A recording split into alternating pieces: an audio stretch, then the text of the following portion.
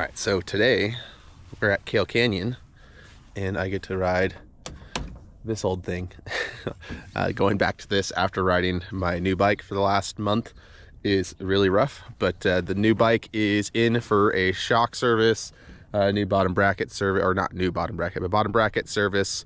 And then I also have him while he's there doing the derailleur hanger. That's been taking a lot longer than we initially anticipated, because turns out the Fox Float X2 and the reservoir casting has a small crack in it, which is why it was leaking. It wasn't seals or anything like that, which is what I was hoping it was just seals or something like that, but unfortunately that's not the case. So it's gonna take an extra week or so to get the pieces for them to rebuild it properly. But it'll be nice. That'll be a fully rebuilt, basically brand new shock. Yeah, this bike is not that fun. I mean, it's still fun because it's mountain biking, but it's not that fun. So yeah, we're gonna go ahead and do some riding up here at Kehl Canyon and just try to get some miles put in.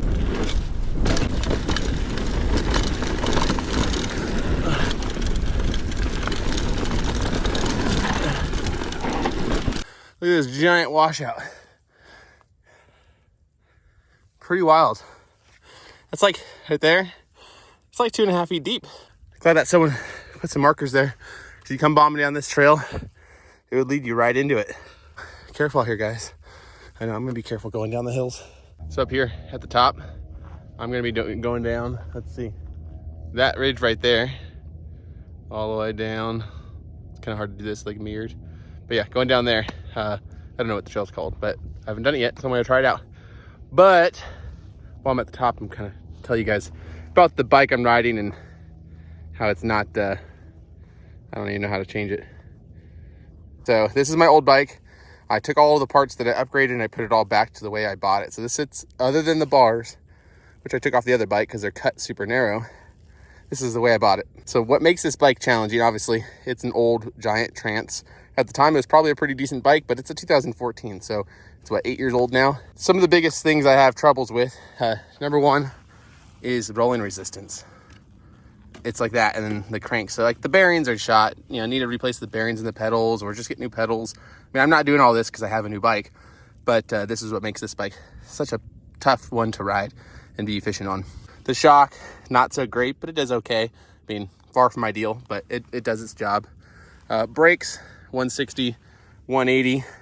They're Shimano, so like they're pretty touchy, but they just, I had bigger rotors on here and it worked pretty good, but now that I put the smaller rotors back on, it's not ideal. I'd say the most challenging part though, this rim width is only 17 millimeters wide, which is like extremely narrow. I'm not sure if that was like what was popular in 2014. This is a trail bike, so I would assume that they maybe would have had like a little bit wider wheels, but not sure what was going on in 2014. I wasn't riding bikes back then. The suspension travel, not really something that I'm concerned with. The hard part though is these forks. So these forks, they don't have a compression adjuster. They probably have never been serviced. Why would they, right? It's not super expensive bike, cheap forks. So the forks probably need to be taken apart and greased in the air shock because it's really sticky. Like I have to pressure it up high enough that I don't bottom it out.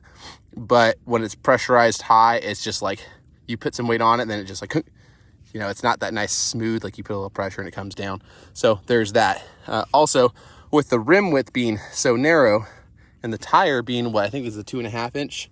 Yeah, a 2.4. It's really, so the tire's worn out, first of all, but it's really like a really tight radius where like a newer, or my other bike, the profile is a lot flatter. And so you only lean a little bit and you start engaging these side knobs. This is the DHF tire, and you can see the tread has this big gap. And so when you have this big gap, you know, it takes a while to like grab from this tread, the center tread pattern, to the outer. And when it's really radiused, that gets even more pronounced. So what I'm noticing in like ruts and stuff, this side tread isn't like grabby enough to grab me out of it. And it's just a little weird. Plus, there are 32 millimeter stanchion tubes and super narrow front wheel, plus a wide tire. And so there's just so much flex. You're going into corners and it just flexes like crazy. So does the rear. Not as bad, but the front end is what's scary. So yeah, a lot of weird things about this bike that's not ideal. But hey, I'm out riding. Oh, the bars are cut to 720, which is very far from ideal. I like about 770. So a little sketch, but yeah, is what it is. All right, let's do this. Let's see how bad these forks are. Riding down this hill, you gotta be really careful with these ruts because this tire is not very, it doesn't have a lot of traction, and the way it's just profiled and stuff because of the narrow wheel, it doesn't want to pull out of ruts easy at all. Like crossing ruts, it just wants to slide into them. So yeah, it's just really weird. But the trail is so far so fun, just a little bit nerve-wracking because of the ruts and the bike I'm on. Last couple times I rode this bike, I had those better forks, better wheel. So riding back at the original setup, I had better tires. So I didn't really ride it too much like this in this format. And then also, this trail has a lot more ruts. I mean, I've never done this trail, but this area has a lot more ruts from all the rains. So I'm a little bit nervous. I saw a giant washout on one of the other trails I was riding up. So it makes me nervous about what's on some of these downhills. But so far, so cool. I'm riding it and I'm having fun. Better than not riding, right? Oh, nice, berm. Cool. Got trail builders are out here doing cool shit still.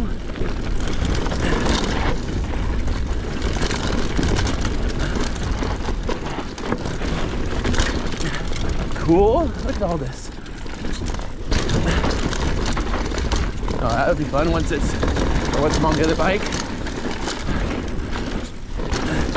I think I just merged into another trail maybe. I don't know if you guys can tell, but the front end, when I lean just a certain amount, it wants to wash out every time. I even took a little pressure out of the shocks, or out of the forks, or not forks, the tires, to try to give me a little bit more traction, but not really feeling that as of yet. But yeah, this trail's fun so far. The choppy stuff just kicks my ass on my hands. I'm pretty sure I've been on this section of the trail before. I think this is, I don't know what it is, but I think it just merged to a trail I have ridden. Oh yeah, I've been on this.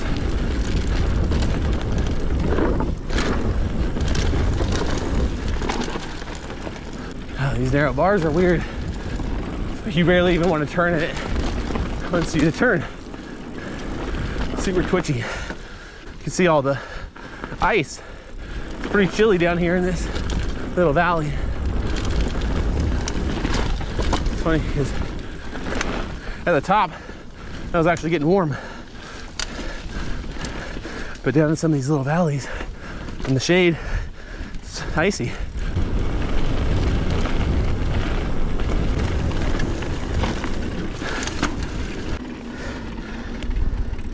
Oh man, I can hear my spokes. I think my wheel might be bent. I'll show you guys when I get to the bottom. Yeah, you can see something's not perfect. I can feel it in the bike.